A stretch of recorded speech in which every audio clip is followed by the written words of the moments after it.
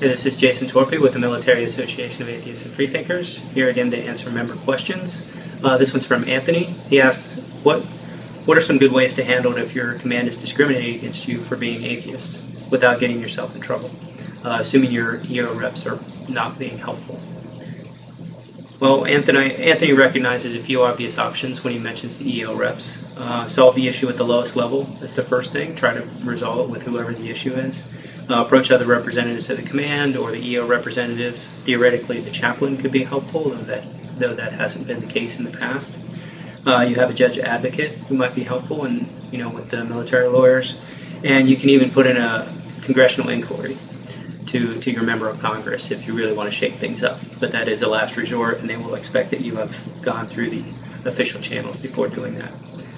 So those are all standard answers, and frequently asked questions on the militaryatheist.org website can talk about a lot of very specific issues. But in the end, really the answer is it depends. Right into MAAF, we're not lawyers, but we can certainly talk you through any issue or issues that you're having, and we do that every day with people all around the world with all sorts of different problems.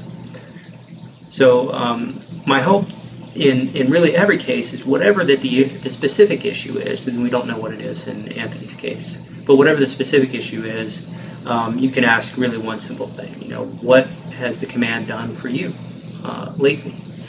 So it's not about what they're doing against you in this specific case, but what have they done to really include you as an individual. Talk about systematic issues and not just individual, one-time problems. Because what you want to do, and what we all want to do, is really, be out in the community, be a part of the community, so that, when there is an issue that comes up, they know it's not for that one problem or that one issue, but for all the things that we do.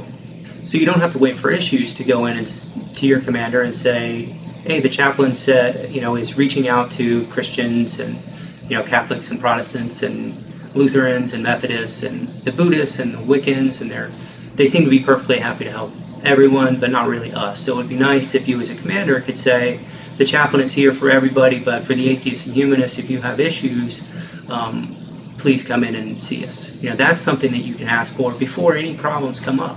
Just to say, hey, we appreciate some outreach and some openness. Just so people in the command don't get confused and think that the chaplain is openly discriminatory or hostile to atheists and humanists. It's real easy for them to debunk that. Another thing that you can do is to volunteer to do invocations and benedictions.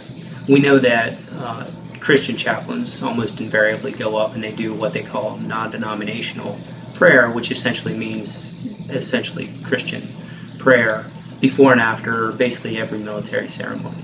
And one of the things that the American Humanist Association and the Humanist Society have done, and something MAAF supports, is to go up and do humanist invocations, or even just secular invocations. So go up and offer to do these invocations in advance of the ceremony, and we can do it in our tradition instead of in the Christian tradition. It can be something that invokes the people, the esprit de corps within the military, that invokes a sense of patriotism and duty and honor, all of these secular values that we all share together. And those are all things you can go to do up front to ask for before any problems occur. Or more specifically, to recognize the systematic issues that occur every single day that really give rise to all these individual issues that Anthony might be talking about. So when you're out like this, when you talk to others in the command and go to others in the unit and talk to people within the command to talk about atheists and humanists in the military and how the command can be more open to that and how they can better accommodate people other than God believers, then other people will see that. You'll find friends and support within the unit. They'll be encouraged to come out. Everyone will be more fulfilled and more supported. And the good thing about that, even for Christians and Jews and Hindus, all the people that do get support from the command, they'll be able to do more things. We as atheists and humanists won't be so sensitive to religious activities and prayers and Bibles and all of these things that go on.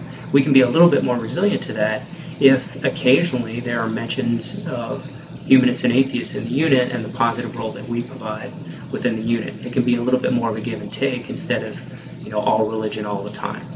So make sure to give them that opportunity to do a little bit for us as well.